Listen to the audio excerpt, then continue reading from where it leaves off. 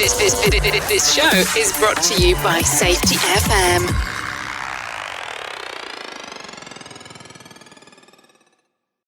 Warning, the following broadcast contains adult language, adult content, frank safety discussions, and stories that might sound unbelievable. But believe me, every one of those stories is true. We didn't start the safety war, but we are going to fight to win it. For our families, for our communities, for our workplaces, and for our lives. Hello, we're back. This is Safety Wars with Jim Poesl. I wanted to thank everybody who sent out condolences on the death of my father, Walter Poesl, last week. That's why you haven't heard from me, is that I'm dealing with end-of-life issues and everything else that goes along with it. And I wanted to share some of the thoughts that my father had put into us, instilled in us while we were growing up. And it does impact, it does center around, it does apply to safety. And that is, whenever I wanted to have a discussion with my father on anything, and it was, let's say, controversial subject, or how do I go about something, or how do I deal with something, it was always his practice to say, well, what is the other person's thinking that you're having a conflict with? And this is really important in the safety industry, rather than, and in life in general. If you're having conflicts with someone, or you're trying to get your point across, you have to try to learn what the other person's argument is, for a couple of reasons. One, you understand their argument, you're going to be able to go and make your argument better. You may be able to see their point of view and maybe refine your argument, or maybe say, you know what, this isn't an argument at all, now that I have all the facts and all the reasons and everything else. If you do not have good background information, good information, the chances of you making a good decision and coming up with good policies and everything else is pretty much a waste of time. You're going to come up with bad things. Maybe if we could apply that to some of the recent Supreme Court rulings in this country, there were a number of controversial ones this term. Maybe if people went out and read the actual opinions on both sides in support of, and consenting and non-consenting opinions, however they term it with Supreme Court cases, if we learn both sides, maybe we could come up with better solutions, and we wouldn't be all at each other's throats. Not to go into the swamp here, but both sides of every one of these situations has to come to some type of an agreement here. So, there's a lot of talk on the network, safety revolution. I mentioned it at the beginning of the podcast, way back when, beginning of last year, March 2021, I think it's in my promo, revolution. And there are a lot of good ways we could do revolutions here. We're not talking violent revolution, we're talking a revolution in thinking and acting and doing our profession, things of that nature. Todd Conklin has had a phenomenal book, Simple Revolutionary Acts. That's a good starting point for all of this. So, what do I have to say? You might be familiar with the quote. It's been misattributed to George Orwell, but there's nobody really knows who came up with this. But in a time of universal deceit, speaking the truth is a revolutionary act. More damage has been done by individuals, whether it's to my career, my job sites, or other people's careers and job sites, by people not telling the truth on things.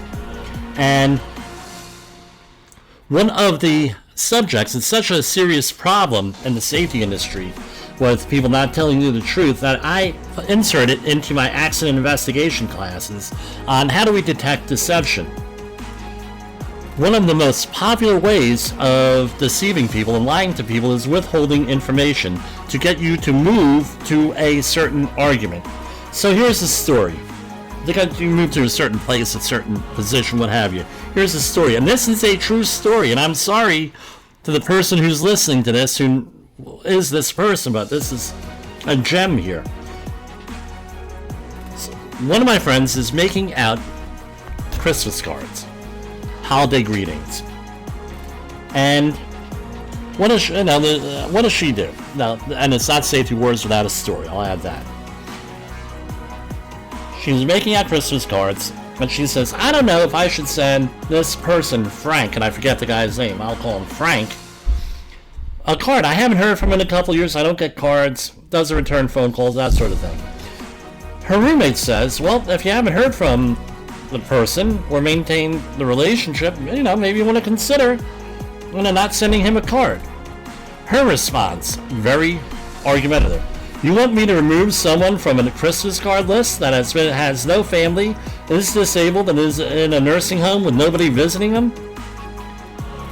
Well, and then it went, well, maybe had you included that information, maybe, just maybe, I would have told you, yeah, send him a card, and maybe send him a letter, let him know someone still thinks about him. Again, not telling the whole story, and trying to figure out, hey, now you don't have all the information, you're not going to make the correct decision here. That happens often in the safety industry. More commonly, that happens with 40-hour HAZWOP work. That's 1910-120, Hazardous Waste Site Operations and Emergency Response. People will often withhold analytical results, will withhold site histories, withhold all different types of stuff, so when you're writing the health and safety plan, like what we do, we get put into a bad position because we don't have all the information that we know. And not knowing all the information, can you really help protect people? Right? And can you have them work safely? How about we apply this to the wider society? Everyday things, whether it's in your relationships, it could be political, in the swamps, financial, where you're dealing with a financial advisor of some sort, or not a licensed financial advisor. They normally don't do this. They have disclosures. But let's say someone trying to deliver hype on financial stuff, investments, who's unlicensed. So, what am I getting at here? You have to go after and pursue the truth. You have to tell the truth. You get caught in a lie a couple of times, it doesn't look too good for you. It's going to destroy your credibility, make your job a lot harder, and you're not going to be able to fight that safety war or win that safety war that we're always so concerned with. How do you get to the bottom of this? One, you can give us a call. We can teach you a little bit more about statement analysis for your organization, and we have a very good safety training class for that. You can get in contact with us. Now let's talk about how this applies to the safety war. People are fighting inadvertently, and sometimes deliberately, by not telling us the truth. So what do you do about that? Number one is you talk the truth all the time. If you're not going to be saying the truth, you get caught in a lie, or you're not giving all the information necessary, it's going to catch up with you. That's guaranteed. What do you do if people are constantly lying to you? I just deal with them in writing for everything. And always have a witness. That's the other thing. Always have a witness if you have to talk to somebody, if it can't be in writing.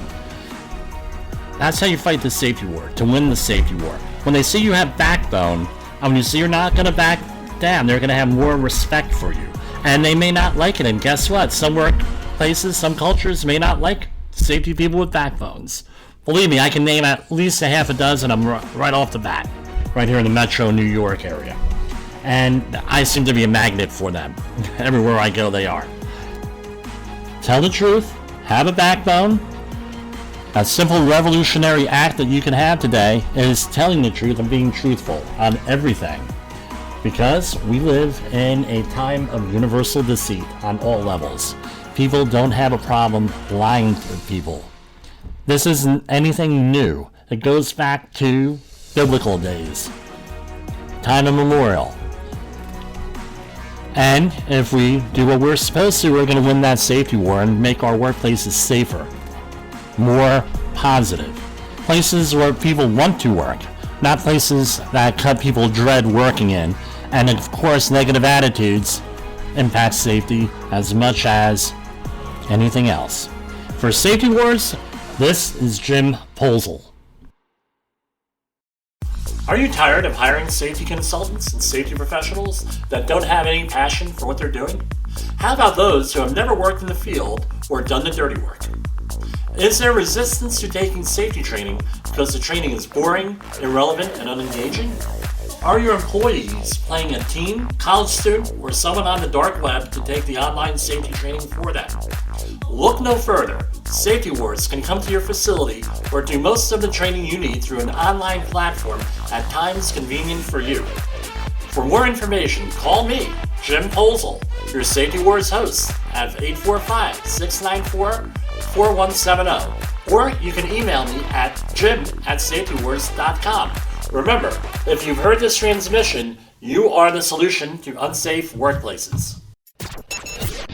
The views and opinions expressed on this podcast are those of the host and its guest and do not necessarily reflect the official policy or position of the company. Examples of analysis discussed within this podcast are only examples. They should not be utilized in the real world as the only solution available, as they are based only on very limited and dated open source information. Assumptions made within this analysis are not reflective of the position of the company.